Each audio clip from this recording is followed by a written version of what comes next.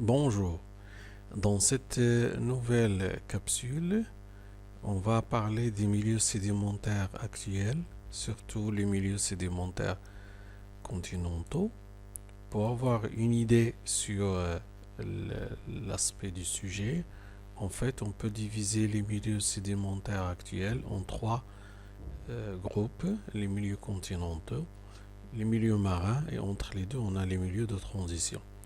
Alors pour les milieux continentaux, on peut considérer le milieu glacial, le milieu torrentiel, fluviatile, éolien, lacustre et vaporitique. Pour le milieu de transition, on peut considérer le milieu intertidal, la plage, la lagune et le delta. Et pour les milieux marins, on peut considérer la plateforme continentale, les récifs, le talus et la plaine abyssale. En général, on peut définir un milieu sédimentaire comme étant l'ensemble des conditions physiques, chimiques et biologiques d'une zone dans laquelle un sédiment s'accumule. Alors tout d'abord, sur ce diagramme synthétique, on peut représenter facilement les différents milieux. Alors dans les grandes altitudes, on peut trouver donc le milieu glacial, le milieu torrentiel. Dans la plaine, on peut rencontrer le milieu fluviatile qui prend naissance au niveau des grandes altitudes, le milieu lacustre, le milieu évaporitique, le milieu éolien. Dans les zones de transition, on rencontre le milieu intertidal, le delta, la plage, la lagune. Et dans le milieu marin, on peut rencontrer bien sûr la plateforme continentale, dans certaines régions les récifs, le talus et enfin la plaine abyssale. Alors, pour le milieu glaciaire ou bien le milieu glacial, généralement, pour le milieu glacial, c'est le climat qui joue un rôle très important dans lequel, comme on voit sur ce passage-là, on voit bien qu'il s'agit d'un milieu glacial.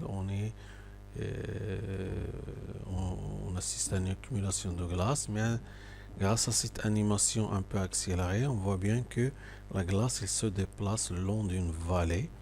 Donc il se déplace lentement. L'animation est accélérée, que vous voyez, mais il se déplace. Et au cours donc de son déplacement, il va pratiquer bien sûr l'érosion. Il va éroder et il va fonctionner à la manière d'un bulldozer qui va arracher le matériel tout en l'accumulant en avant. Le matériel ainsi arraché va être transporté soit par glissement vers le fond, soit il va être mélangé à la glace. Et à un certain moment, et surtout lorsque le climat le permet, la glace, on va assister à une fonte de la glace et toute la charge sédimentaire transportée par la glace, elle va se sédimenter. Et donc, ça va nous donner une forme de sédimentaire un peu spéciale de ce milieu glacial qui est la moraine. On voit ici un dépôt de glace. Alors, la moraine, elle peut être définie comme étant un ensemble de sédiments très hétérogènes, comme on voit sur cette image, non classés, formés par des blocs de galets anguleux et parfois striés et de grains de quartz anguleux. On voit bien ici qu'on a tout un mélange de particules sédimentaires de différentes tailles, depuis les plus grandes tailles jusqu'aux plus petites tailles et les non classées. Alors, en plus du milieu donc glaciaire, nous avons également le milieu torrentiel. Alors, le milieu torrentiel, ça, donc, c'est un déplacement, et il résulte d'un déplacement de matériel, donc, à partir d'une altitude qui est très importante vers une altitude, donc, qui est plus bas, comme on va voir sur ce film-là. Ça, c'est une activité torrentielle d'une partie de l'oued Ourika, dans la région de Marrakech. On va voir en fait, comme on voit sur la vidéo, en fait que le courant torrentiel, il va transporter un matériel sédimentaire de différentes tailles. Parfois, il a un aspect destructeur et donc avec une grande densité, un mélange de sédiments et de l'eau qui se déplace à une vitesse très très importante. Et rapidement, lorsque la pente il va donc diminuer, le matériel également il aura tendance à se déposer.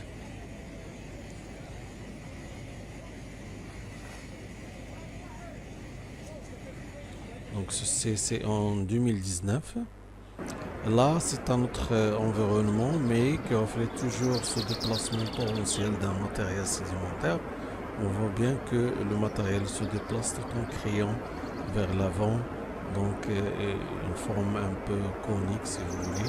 C'est ce qu'on appelle un cône de déjection, que l'on peut comprendre ici sur ce schéma-là. Donc depuis les hautes altitudes, vous avez le déplacement de matériel et une fois la pente ou bien la force il va diminuer, on obtient donc un dépôt sous cette forme-là, dépôt de matériel qui va nous donner donc ce qu'on appelle un cône de déjection. On le voit bien ici, donc c'est un cône de déjection. Le matériel qui a été transporté le long de cette pente-là, il va à un certain moment se déposer pour nous donner bien sûr ce qu'on appelle un cône de déjection au niveau du pied de la montagne ou bien au niveau du pied de la pente considérée. Et le cône de déjection va être formé par plusieurs lobes, comme ici sur le schéma, vous avez le lobe 1, 2, 3, 4 et 5. Et donc chaque lobe en fait, il reflète une période d'activité du torrentiel, c'est-à-dire par exemple ici vers le front nous avons peut-être les lobes les plus anciens et ici nous avons les lobes les plus récents qui reflètent une activité récente. Le troisième milieu continental, c'est le milieu fluviatile. Sur ce diagramme, on peut diviser donc le parcours d'un fleuve en trois zones. La zone 1 qui se situe au niveau de la montagne, des grands reliefs. La zone 2 qui se situe au niveau de la plaine. Et la zone 3 qui est proche de l'embouchure de l'Oued ou bien de son contact par exemple avec la mer. Alors en altitude à l'amont des fleuves, le courant torrentiel permet l'érosion et le dépôt d'éléments de grande taille anguleux en fait. Et donc ces éléments peuvent être repris par un fleuve pour les entraîner bien sûr vers les altitudes les plus basses. Alors on peut considérer dans un fleuve, ici nous avons le schéma de profil d'un fleuve, l'élément principal c'est le chenal et au niveau des côtés on a la rive droite et la rive gauche, mais le chenal il peut avoir soit une forme rectiligne, soit une forme en méandre, soit une forme, bien ce qu'on appelle un chenal en tresse. On considère également le niveau le niveau de remplissage d'un fleuve. Ça constitue soit ce qu'on appelle un lit majeur, c'est-à-dire lorsque le fleuve est bien rempli par de l'eau, et le lit mineur lorsqu'il y a moins d'eau dans le fleuve. Alors, ici également sur ce schéma, nous avons un schéma synthétique. Nous sommes ici vers l'amont et ici vers l'aval. Et donc notre fleuve il va parcourir les altitudes pour arriver au niveau de la plaine. Et on peut considérer bien sûr ce qu'on appelle les berges ou bien les rives. Cependant, au niveau des méandres, comme on voit ici, sur une berge, il y aura de l'érosion. Et sur l'autre berge, il y aura bien sûr de la sédimentation. Bien sûr, ceci est déterminé par le sens de déplacement du courant. Ici, on aura de l'érosion et sur cette partie, on aura de la sédimentation. Donc, on peut le voir ici sur ce diagramme. Votre courant, à un certain moment, grâce à sa vitesse, il va entraîner l'érosion sur cette partie externe, tandis que sur la partie interne, il va permettre, bien sûr, la force du courant va être faible, voire même annulée, et va permettre donc la sédimentation. Ici, nous avons une photo panoramique d'un fleuve marocain, c'est le Oued Mourbet. On voit bien qu'il dessine, bien sûr, une méandre ici. Et bien sûr, ici, il est au niveau de son lit mineur.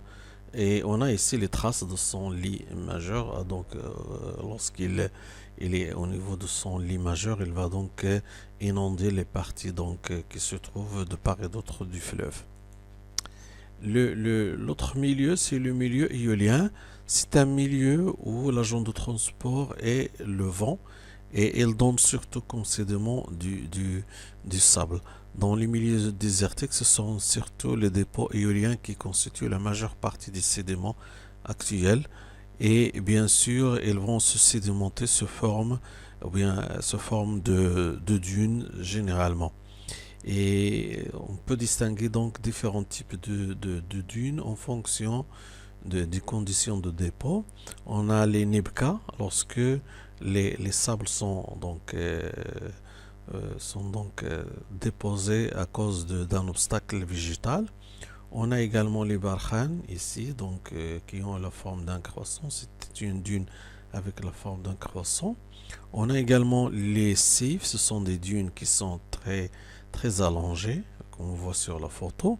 Et on a également des dunes qui sont un peu fixées, dont seule la partie supérieure et peut être entraînée par le vent. C'est ce qu'on appelle les ergs. Un autre milieu, c'est le milieu lacustre. Là, on est dans un récipient qui reçoit bien sûr l'eau à partir des différentes reliefs qui environnantes. Et donc, lorsque la pluie il tombe sur les reliefs, l'eau va entraîner bien sûr les sédiments vers bien sûr le lac.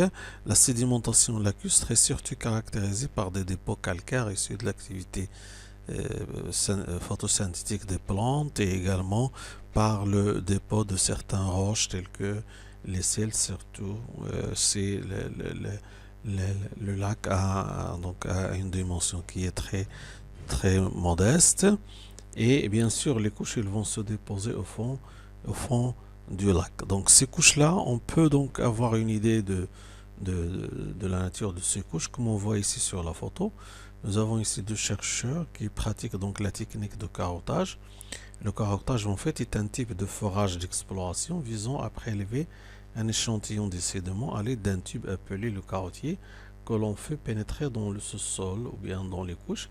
On voit ici ici ils ont le carottier qu'ils vont enfoncer dans les couches. Après, ils vont faire sortir le carottier pour avoir des carottes de chaque couche. Comme ça, on peut avoir une idée sur la nature des couches, sur leur épaisseur et également sur leur contenu. Un autre milieu continental, c'est le milieu évaporitique. Et, ici également, comme le milieu glacial, c'est le climat chaud. Donc ici, dans le milieu glacial, on a le climat froid. Ici, nous avons le climat chaud qui est un facteur déterminant dans la sédimentation évaporitique. Alors généralement, comme ici, nous avons une photo du lac Zima. Le lac Zima qui se trouve dans la région de Safi. Et donc c'est un bassin d'une très faible profondeur, de 4 mètres de profondeur, et qui reçoit bien sûr des eaux salées des reliefs environnants. Et lorsque le climat le permet, il y a évaporation de l'eau avec un dépôt et une précipitation de différents types de roches. Sur ce schéma-là, vous avez donc un ordre de précipitation. Tout d'abord, ce sont les calcaires qui vont se précipiter, et puis les gypses, puis les halites, c'est-à-dire le selgem, et enfin nous avons la sylvite, le KCl. Et dans ce milieu-là également, comme je viens de dire, c'est le climat et c'est la nature des roches environnantes qui va donc bien sûr déterminer la nature des sédiments qui vont se précipiter et vont se déposer au niveau bien sûr du lac salé. Au revoir, on va continuer bien sûr dans la prochaine capsule, on va voir les milieux de transition et également le milieu marin.